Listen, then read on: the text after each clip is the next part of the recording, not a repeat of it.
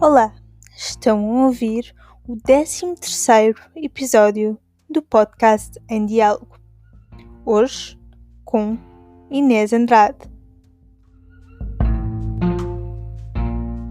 Olá, bem-vindos ao podcast Em Diálogo. Hoje estamos em diálogo com a Inês Andrade. Olá Inês, tudo bem? Olá, tudo bem? Olha, muito obrigada por estares aqui hoje connosco. Tu és presidente da Associação No Bully, fundada em 2016 com o objetivo de acabar com o bullying do nosso país. Neste caso, o tema do bullying sensibiliza-me bastante porque eu já vivi essa realidade quando eu andava na escola. Então eu acho que é um tema que tem que ser discutido porque tem um grande impacto na vida de quem passa por isto. Então eu queria começar por te perguntar o que é o bullying e como é que esta temática surgiu na tua vida? Ok, pronto, eu também posso dizer que já passei por isso e por isso sei o que podes fazer sentir, não é? Então, o que nós consideramos bullying é um comportamento entre pares, entre pessoas mais ou menos da mesma idade, mesmo hierarquia, que consiste em atacar, em magoar o outro de várias formas possíveis, com a intenção de magoar e de forma repetida. E também tem que haver sempre uma diferença de poder entre as duas partes, seja por poder de número, seja um grupo contra uma pessoa, seja por poder físico, não é? Uma pessoa mais forte do que a outra, ou mesmo social, em termos de popularidade, de confiança, mas tem sempre que haver esta diferença de um lado para o outro, senão facilmente a outra pessoa se poderia defender e acabar com as agressões. E depois temos muitos tipos de bullying.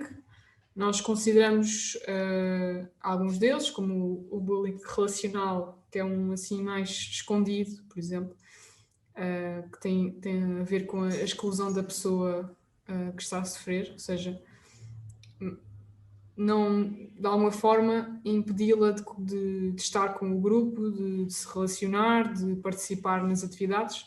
Isto vê-se muito na escola, por exemplo, numa turma em que um miúdo é posto de parte constantemente e pronto, esta pessoa é completamente posta de parte e apesar de não haverem ataques diretos, isso é também considerado bullying. Depois temos o bullying verbal, que é fácil de identificar sempre que é feita uma ofensa, gozo, ameaça em relação a outra pessoa.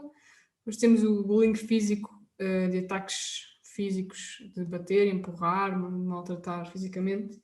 Também são normalmente fáceis de identificar. E depois temos um bullying que é mais recente, que é derivado das tecnologias de comunicação, que se chama cyberbullying e que tem crescido bastante porque os jovens cada vez usam mais, que é tudo que seja ataques através de mensagens, publicações, partilhas, criações de grupos, para maltratar alguém. Antes de entrar aqui no tema do cyberbullying, que eu acho que é um tema muito relevante aqui, queria perguntar a tua opinião acerca de uma ideia que circula na nossa sociedade. Portanto, há pessoas que acham que o bullying é algo normal ou mesmo necessário para o crescimento de uma criança. O que é que tu pensas sobre isto? Pois, isto é um dos mitos que nós trabalhamos.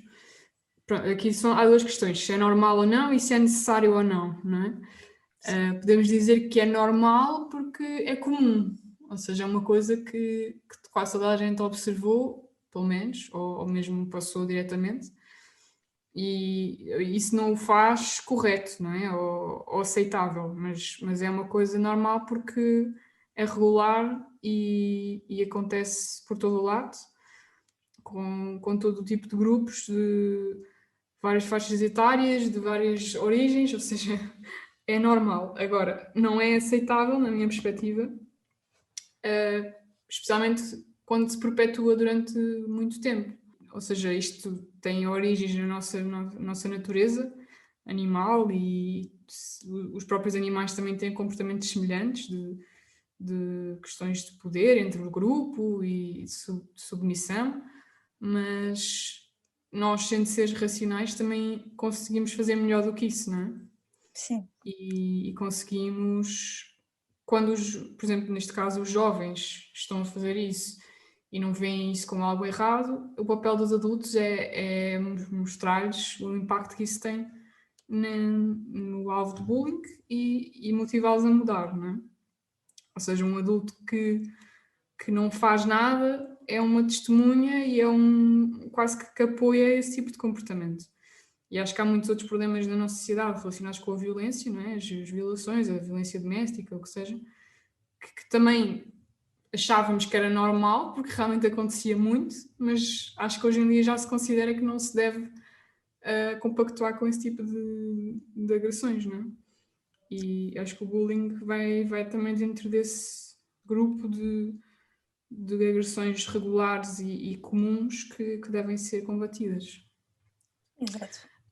Agora, em relação ao crescimento, acho que isto depois vai depender um bocadinho do estilo educativo e da perspectiva que se tem em relação ao crescimento, mas a minha perspectiva é bom haverem desafios e haver formas, ou seja, uma criança ter alguma dificuldade na vida e lutar por aquilo que quer e não ter tudo de mão beijada, não é? Mas parece-me que o bullying, em grande parte dos casos, é demasiado mau para uma pessoa crescer com ele só e não ficar com mazelas que depois vão prejudicá-la também para o resto da vida, eventualmente. Pois sim, então aqui podemos dizer que o bullying não respeita a dignidade humana, no fundo. Sim, não respeita e aproveita-se daqueles que estão mais frágeis, não é? Que não necessariamente são fracos, mas estão frágeis em alguma perspectiva naquele momento. E quem gosta de subjugar os outros aproveita-se dessa fragilidade e tudo para se sentir melhor e maior e mais forte em relação a eles. E eu acho que tanto para os agressores não é bom para o seu crescimento, porque eles vão aprender lições erradas, não é? Que realmente acham que basta subjugar os outros e maltratar que conseguem aquilo que querem e aprendem esse tipo de comportamento e depois vão continuá-los. Como para quem sofre que sente que está sozinho, que não tem apoio, que ninguém quer saber dele, que não vale nada, não é? Que tem um defeito qualquer que as pessoas estão a implicar que se calhar é mesmo uma pessoa defeituosa. Ou seja, isto cria aqui montes de problemas psicológicos e também pode levar a problemas físicos. Que é verdade que alguns jovens e crianças ultrapassam rapidamente, felizmente, mas há outros que levam isso consigo para toda a vida. Daí ser importante haver respostas e não ser aceite socialmente. Ainda aqui nas respostas, que tipo de projetos é que a No Bully promove? Então, nós trouxemos um programa dos Estados Unidos baseado na empatia, na promoção da empatia nas escolas. Já o implementamos desde o início da associação, em 2016, e este programa é baseado em formação, tanto para os adultos como depois também para os alunos. E nós acabamos por trabalhar uma parte mais de consciência também, tanto dos adultos como dos jovens. O que é o bullying, porque estas definições muitas vezes estão confusas e o mais importante não é dizer se é bullying ou não é? Ou seja, o mais importante é ver se aquela criança está a sofrer ou não. Mas pronto, também é bom poder chamar os nomes às coisas e a partir do momento em que se está atento a esse tipo de comportamentos repetidos e que há uma diferença de poder, que realmente há aqui uma pessoa que está a sofrer constantemente, tanto da parte dos jovens como dos adultos, acaba por pronto, estando atentos, estão mais preocupados em garantir que aquilo não continua e que se encontram respostas. E nós, pronto, trabalhamos esta consciencialização para as pessoas perceberem também o impacto que isto pode ter, para perceber que não é só nas outras escolas que há, na minha escola também há, e em qualquer escola, por muito perfeita que seja, isso também vai acontecer, especialmente se não houver ninguém preocupado com o assunto, não é? E depois trazemos muito a vertente prática, ou seja, agora já sabemos que há aqui bullying, ok, não vamos necessariamente estar a castigar os alunos que estão envolvidos, porque isso não vai ajudar em nada, eles só vão ficar mais zangados e com mais raiva daquela pessoa. Vamos implementar aqui um método que não é muito difícil, mas que às vezes vai um bocadinho contra a norma, que é de trabalhar em conjunto, de colaborar com os próprios alunos que estão a fazer o bullying. E isto muito baseado na promoção da sua empatia, porque todos nós conseguimos sentir empatia, só que às vezes está um bocadinho desligado, um bocadinho... Eu gosto, tipo, como se tivéssemos aqui um botão. Agora vou ligar a minha empatia e vou sentir o que o outro está a sentir e tentar compreendê-lo e ajudá-lo. E agora vou desligar e ele está a sofrer, mas eu não quero saber. E os jovens, quando estão a fazer bullying, normalmente estão desligados, não é? Não querem muito, não estão muito preocupados com o outro e estão preocupados só com as suas necessidades de se mostrarem aos outros que são fortes e que são fixe. E então, o que nós trazemos às escolas é esta forma de trabalhar com os jovens, em que formamos algumas pessoas dentro da escola, professores, auxiliares, psicólogos, a trabalhar com estes jovens, a criar uma equipa que vai resolver por si própria o problema de bullying em que estão envolvidos. Okay? E essencialmente o que se faz é motivá-los, primeiro, a sentir empatia pelo outro, porque se não sentirem também nunca vão querer mudar por ele, porque não estão preocupados com aquela pessoa.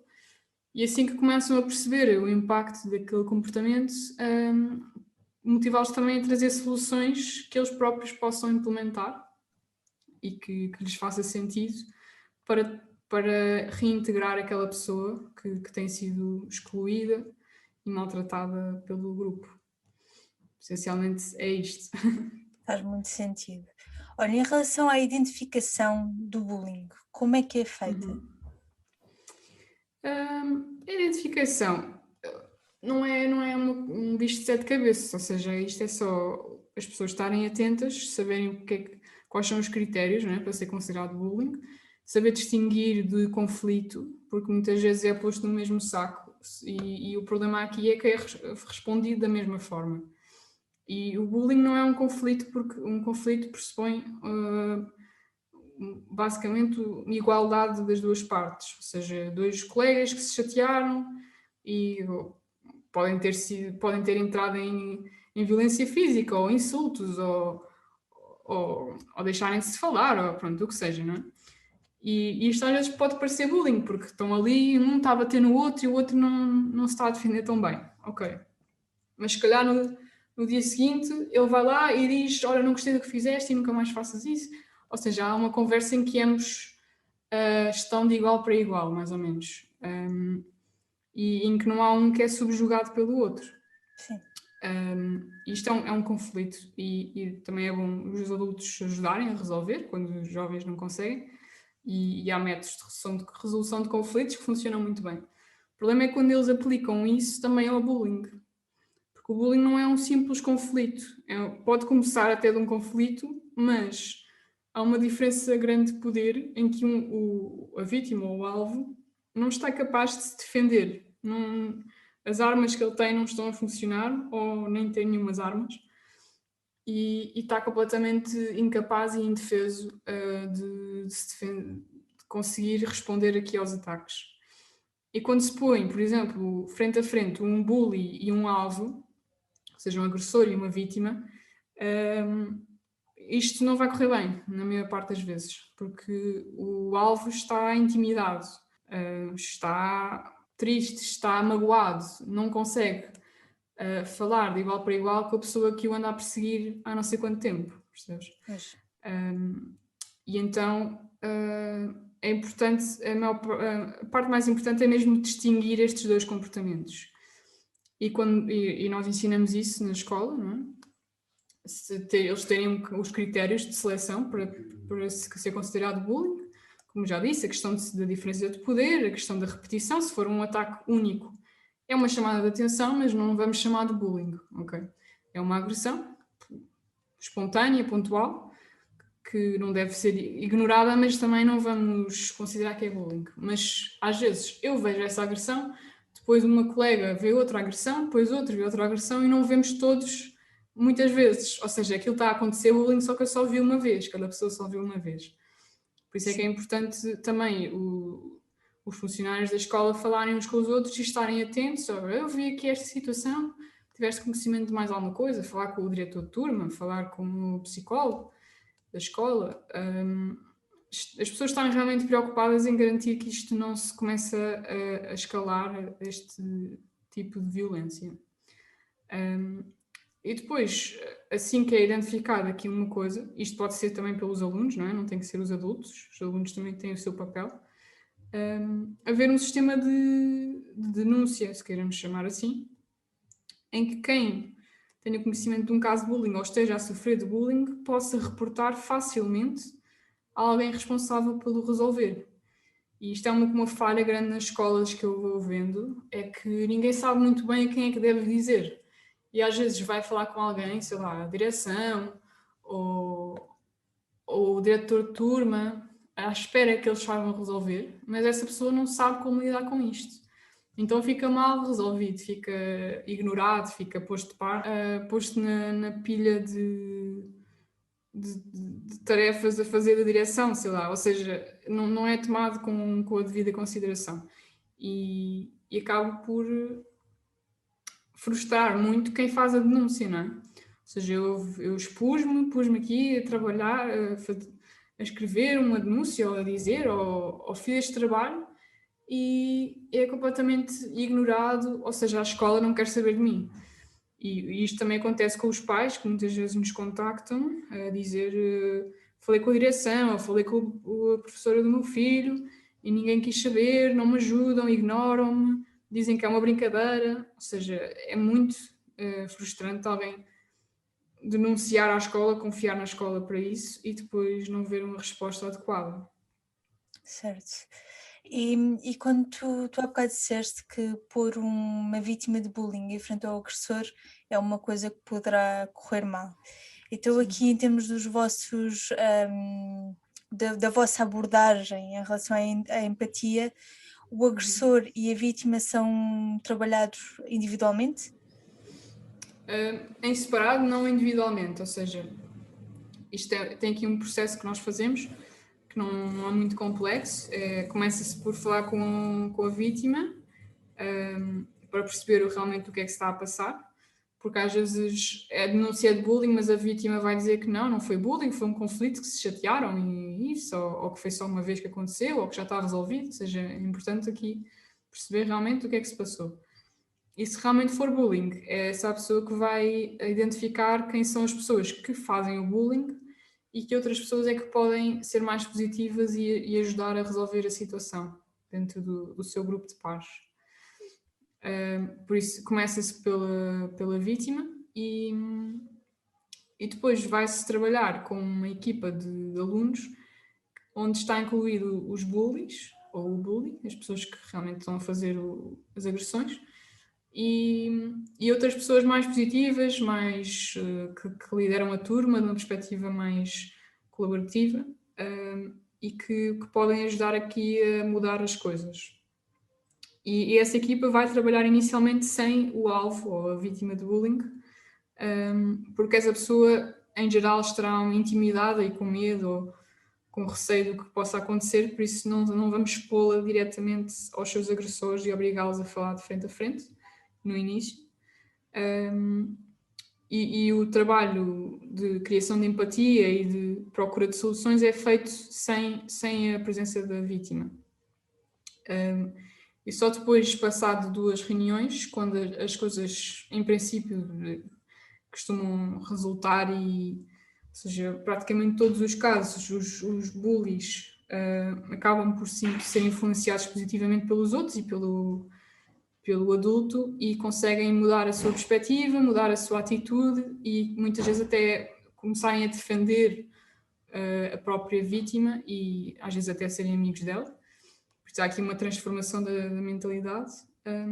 E aí no fim, quando as coisas já realmente melhoraram, já reataram, aí já juntamos todos com a vítima presente e aí já podem falar de frente a frente porque já não há essa relação de intimidação que havia antes. Muito bem. Então tu estás-me a falar aqui de casos que foram sinalizados e depois seguiram o processo, tendo em conta a vossa abordagem. Mas tu achas que ainda existe muito bullying escondido? Sim, sem dúvida. Nós também vamos às turmas, mesmo sem haver propriamente uma denúncia de bullying, nós trabalhamos com as turmas e conversamos com eles, tentamos perceber o que é que se está a passar na turma, como é que são as dinâmicas, se são amigos, se há muitos conflitos, se há realmente bullying. E nessas conversas, quando eles ganham mais confiança ou quando nós damos espaços, por exemplo, escrever num papel anonimamente, porque os alunos que são mais intimidados na turma normalmente falam menos porque têm medo que os outros gozem ou que lhes façam mal depois. E quando nós damos, por exemplo, a oportunidade de escreverem num papel e depois nós lemos à turma, muitas vezes vêm coisas como gostava que não houvesse racismo, que não se chamasse nomes uns aos outros, que não batessem, ou seja, vêm aqui, saltam muitas coisas que oralmente, quando nós chegamos lá, eles não nos dizem, não é? E depois quando ganhamos confiança, eles dizem, sim, porque há uns miúdos mais velhos que me andam a chatear, ou há isto que me fizeram isto, ou no ano passado batiam-me todos os dias, ou seja, isto são coisas que muitas vezes ninguém lhes pergunta, ou se perguntam é um bocado tipo, não estás a sofrer bullying? Pois não, tipo, mas se tiveres, isto é uma chatice, por isso não me venhas cá dizer. Ou seja, eu acho que é raro eles ouvirem realmente uma pessoa com interesse genuíno a perguntar se lhe fazem mal de alguma forma. Ou eles próprios também acham que aquilo não é bullying, porque acham que é uma brincadeira ou que é normal. Ou seja, eles podem não lhes chamar isso, mas quando eu começo a falar, por exemplo, se vos chateiam todos os dias, ou gozam com não sei o quê, ou vos batem, ou vos empurram, ou vos roubam o dinheiro do almoço, eles começam a pensar, tipo, sim, há uns miúdos que me fazem isso, mas eu não sabia que isso era bullying. Percebes? Sim. Acaba por haver muito isso. E depois há aqueles miúdos que estão a sofrer há anos em silêncio, que se fecham completamente dentro deles e que ninguém sabe e que pronto, já não veem esperança daquilo melhorar e às vezes com este trabalho, quando eles veem ali que há alguém que se importa, vão abrir-se e dizer o que é que se está a passar ou o que é que já se passou e vemos que realmente há muita coisa que ninguém está atento e que não faz ideia. Por isso é que é bom haver iniciativas como as iniciativas do No Bully. Desde o ano passado, nós estamos confinados, ou pelo menos passamos mais tempo em casa por causa dos nossos confinamentos intermitentes, e as crianças estão também mais ligadas, porque não saem de casa, inclusivamente têm a telescola ou escola virtualmente, e surge também aqui o tema do cyberbullying. De que forma é que esta adoção da tecnologia forçada, as aulas online, o facto dos alunos estarem sempre em casa, das crianças estarem sempre em casa, encorajou o cyberbullying? Pronto, é assim, eu não estou nas casas das pessoas nem nos telemóveis dos miúdos, mas acho que podemos concordar que é bastante óbvio que as coisas pioraram, não é? Pelo menos ficaram focadas no cyber em vez de ser na escola, não é? Nos outros métodos de bullying. Uma colega minha da NoBully, que é a Raquel António, fez o ano passado, na primeira quarentena, um estudo com 500 jovens estudantes que responderam de todo o país e penso que era 61% disse que tinha sofrido bullying, cyberbullying, de março a maio do ano passado, e ainda mais, acho que foi 69%, disse que as mensagens e os conteúdos online estavam mais violentos e mais agressivos da perspectiva deles. Ou seja, isto, obviamente, sendo não é uma amostra representativa de todo o país, mas já diz alguma coisa, não é? E parece-me óbvio que os miúdos que faziam bullying na escola, que não podem fazer diretamente, vão fazer pelo cyber, pelas mensagens, pelas redes. E depois também, ou seja, estão fechados, estão frustrados, não podem ir fazer desporto à vontade, não podem brincar, e tudo isto vai influenciá-los, vai motivá-los a fazerem coisas, se calhar, menos positivas, não é? E uma delas é o cyberbullying, sendo que os próprios adultos também têm muito mais dificuldade em supervisionar isso, porque não percebem o que é que se está a passar nas redes, não estão em cima dos miúdos, não vão ver as mensagens todas e se calhar nem percebiam que eles estavam a usar uns com os outros, porque têm a sua própria linguagem e usam tantas plataformas diferentes que é difícil também os pais estarem atentos a tudo. E realmente parece-me óbvio que as coisas têm piorado, especialmente porque também não há assim uma resposta muito organizada ainda a nível nacional para esse tipo de problemas.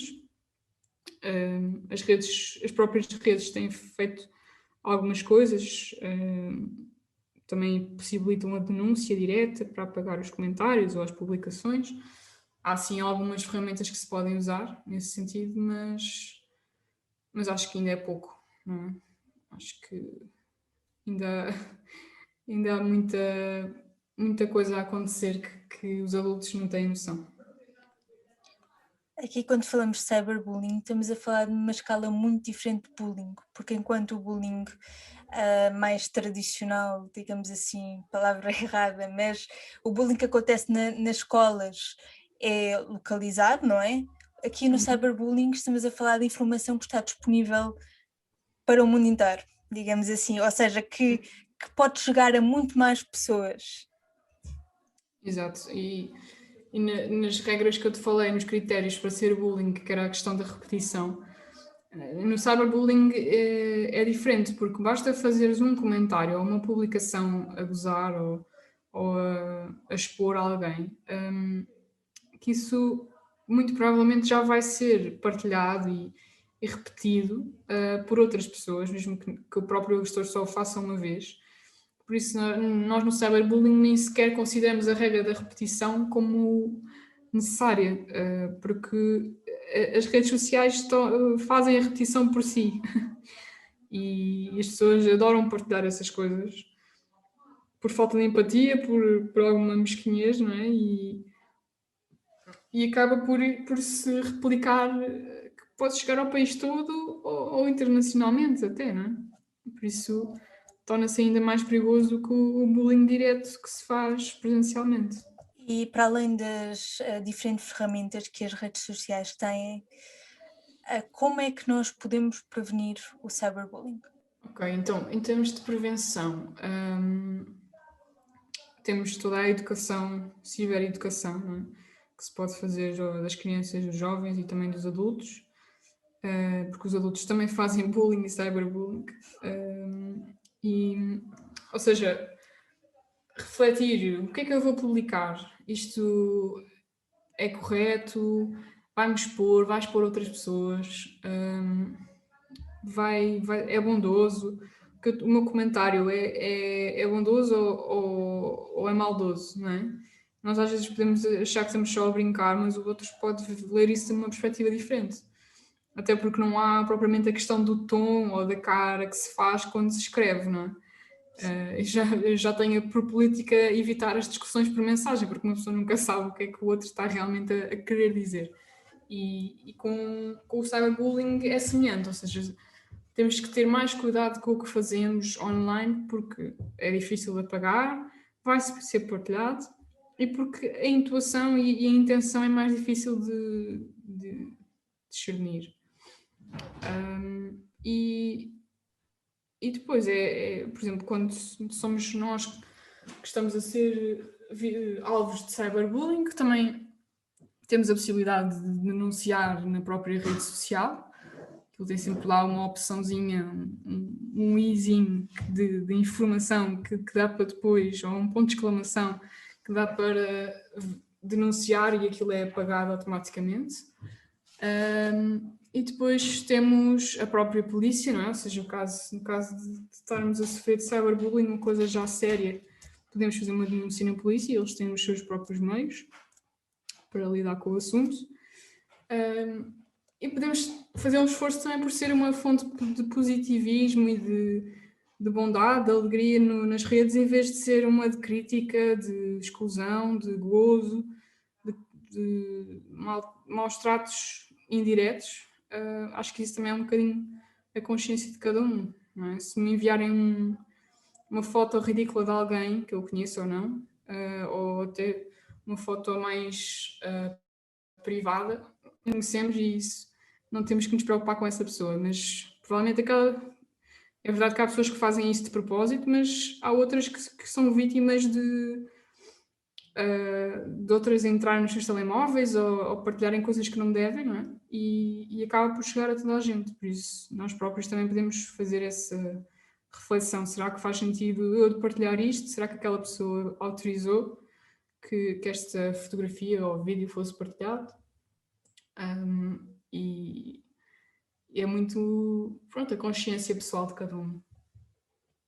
Sim, sem dúvida. Ultimamente têm surgido muitos casos da partilha de vídeos não consentidos, principalmente com teor sexual, mas também acontece com teor violento em geral, e que são partilhados muitas vezes naqueles grupos do WhatsApp que têm muita gente. Sim. E isso tem um efeito devastador nas vítimas, porque de um momento para o outro têm a sua intimidade exposta. É verdade. Eu acho que é mesmo difícil de imaginar o quão mau isso pode ser para alguém. Pode destruir mesmo a vida, a carreira, toda a reputação social que essa pessoa tem, não é? Por uma coisa simples que fez naquele momento sem pensar e que outras pessoas partilharam sem pensar nas consequências. E pode ser mesmo muito difícil para alguém ver-se exposta dessa forma. E até pessoas que gravaram esses conteúdos sem a vítima saber, porque Pois, infelizmente também acontece. É sim, preciso sim, ter sim. uma consciência que o que nós pomos na internet não é brincadeira. Portanto, nós devemos Sim, respeitar claro. as pessoas, quer na vida real, quer na internet. Portanto, aqui o facto de nós Sim. partilharmos vídeos no WhatsApp de pessoas, quer seja num contexto sexual, quer seja num contexto de violência, independentemente da idade, não é correto, porque nós não iríamos fazer a mesma coisa se fosse numa situação real, diria eu, quer dizer, não se ia juntar uma multidão de pessoas para ver o que está a passar, digo eu. Tu achas aqui que a prevenção do bullying deve andar de mãos dadas com os cuidados básicos de saúde mental?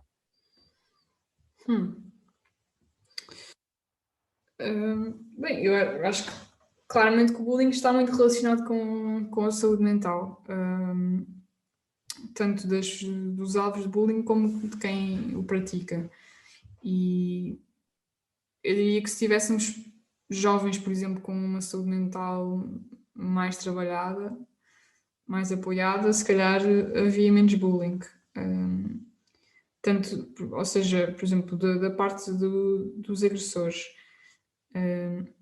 Há muitas razões que levam uma pessoa a fazer bullying e não podem ser um conjunto delas, pode ser outra coisa qualquer que eu nem sequer vou enumerar, mas é uma necessidade de subjugar o outro, não é? E pode ser derivada de traumas passados ou presentes, seja por sofrer algum tipo de violência, de maus tratos, mas também pode ser uma pessoa que foi bem tratada toda a vida, mas que acha que é normal fazer aquilo a outra pessoa. Eu própria também já fiz bullying e não tive nenhum trauma antes disso, né? Ou seja, ninguém me maltratou. Mas acaba por ser uma necessidade de se impor em relação aos outros, de mostrar que se é mais forte, de mostrar que está acima dos outros e também como resposta ao medo de ser eles próprios vítimas. Pronto, há aqui muitas necessidades por trás e depois também uma falta de empatia para com aquela pessoa, naquela situação. Não quer dizer que essa pessoa que faz bullying seja incapaz de sentir empatia, mas pelo menos naquele contexto não está a sentir. E daí nós trabalhamos a empatia de quem está a fazer bullying e isso ser a parte principal do nosso trabalho. Por isso, se nós trabalharmos a sua saúde mental na perspectiva da pessoa se sentir confiante, não precisar de mostrar nada a ninguém, que é mais forte que alguém, que é o líder do grupo, poder mostrar a liderança de uma perspectiva positiva, de uma perspectiva construtiva, trabalhar potenciais traumas que estão para trás, potenciais maus tratos que se passou. trabalhar a sua forma de se relacionar com os outros, sem ser manipulador, nem agressivo, ser uma pessoa colaborativa, bondosa, carinhosa com os outros. Que aceite também as diferenças, porque depois o bullying está sempre baseado na diferença, não é? Nós vamos atacar quem achamos diferentes. Todos nós somos diferentes uns dos outros em milhões de características, mas pronto, as pessoas agarram só uma característica e vão achar que aquela característica está errada de alguma forma, ou é demasiado diferente do seu grupo. E se for também trabalhado a tolerância e a aceitação da diferença, essas pessoas também já não vão reagir com tanta negatividade a pessoas diferentes, vão simplesmente aceitar, ok, tu és diferente neste aspecto, és igual noutro aspecto, está tudo bem. Se conseguimos trabalhar isso da perspectiva do agressor, acho que é ótimo, e pode ser feito com um psicólogo, pode ser feito com qualquer tipo de educador, pode ser feito connosco, nós também trabalhamos essas questões todas nos grupos. E depois, na perspectiva da vítima ou alvo de bullying, vem também a questão da autoconfiança, não é? De não se deixar subjugar. Uma pessoa que projete confiança dificilmente vai sofrer bullying muito tempo, porque os outros vão perceber que ali não há muita fragilidade para explorar. Uma pessoa que seja sociável, que tenha uma rede de amigos, de família que o apoie, também se vai deixar ir abaixo menos, se alguém o maltratar. Toda a autoestima que se tem, ou seja, se eu gostar de mim próprio, mesmo que me ataquem e digam que eu sou isto ou que sou aquilo, eu não vou acreditar e não vou deixar que me digam isso, ou até vou conseguir ignorar, mas de uma forma confiante, não é fingir que não se ouve, mas acabar por se ofender. É mesmo, eles estão a dizer isto, mas eu não quero minimamente saber, isso não me afeta, não me faz diferença o que eles disserem, eles podem dizer qualquer coisa, que a minha opinião sobre mim não vai mudar. E tudo isso também se pode trabalhar numa perspectiva de saúde mental. Sim, faz todo o sentido. Para os pais e jovens vítimas de bullying, que estão a sofrer bullying neste momento, mesmo em contexto de pandemia, como é que podem procurar ajuda? Bem, aqui vai depender um bocadinho do tipo de ajuda que querem, não é? Ou seja, o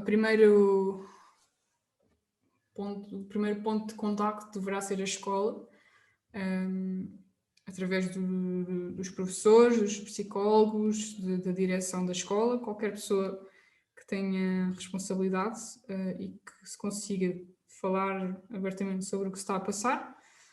Por vezes as escolas reagem bem, por vezes reagem mal. Isto é um bocadinho difícil de saber qual vai ser a reação que eles têm, mas deve sempre ser informado e denunciado na escola. E depois aqui vem a questão se a escola vai ajudar ou não. Tem essa obrigação, mas nem sempre tem as ferramentas necessárias. Mas aqui a ideia será a própria escola resolver o problema com os alunos envolvidos, ou seja, não deverão ser os pais, por exemplo, a contactar a família do colega ou a falar diretamente com o agressor. Tudo isso pode trazer consequências graves, porque depois pode-se criar um conflito grande com a família do outro aluno e as coisas escalarem. Por isso, a escola é que deve ser aqui a mediadora do problema e tomar as devidas medidas.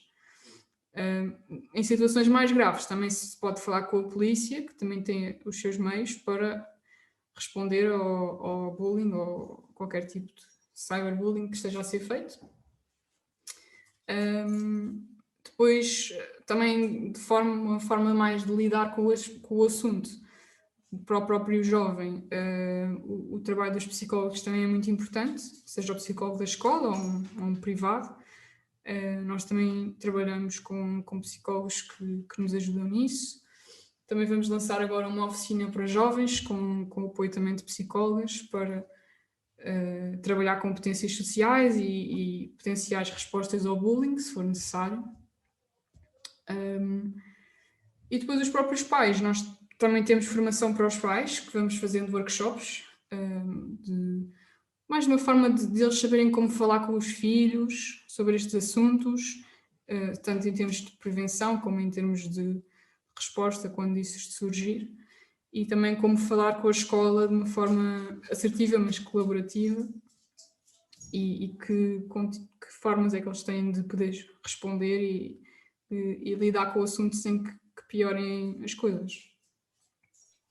Muito bem. Então, aqui para finalizar, como é que os nossos ouvintes podem saber mais sobre a NoBully e apoiar os seus projetos? Então, podem ir ao nosso site, nobully.pt, ou às nossas redes sociais.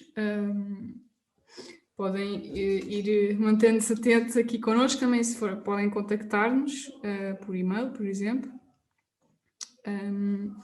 E como eu disse, estamos agora a lançar esta oficina de jovens, quem os pais ou os jovens estiverem interessados em desenvolver as suas competências sociais, que é um desafio para muitas pessoas, eu inclusive, por isso podermos trabalhar essas competências que nos vão ajudar depois no dia-a-dia e no futuro também.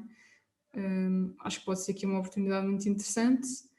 E depois, pronto, o nosso trabalho nas escolas tem continuado a existir online, por isso também podem falar connosco se for essa a vossa necessidade de formação nas escolas.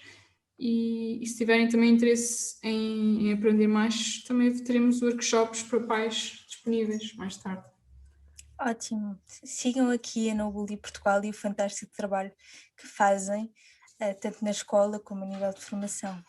E Inês, muito obrigada por teres partilhado esta informação muito relevante. Obrigada por teres tirado um bocadinho do teu tempo para vir aqui falar ao podcast Em Diálogo. Claro. Foi um Obrigada prazer ter-te aqui. E foi parabéns também pela iniciativa do podcast. Obrigada. E aos nossos ouvintes também, muito obrigada por estarem desse lado e até o próximo episódio.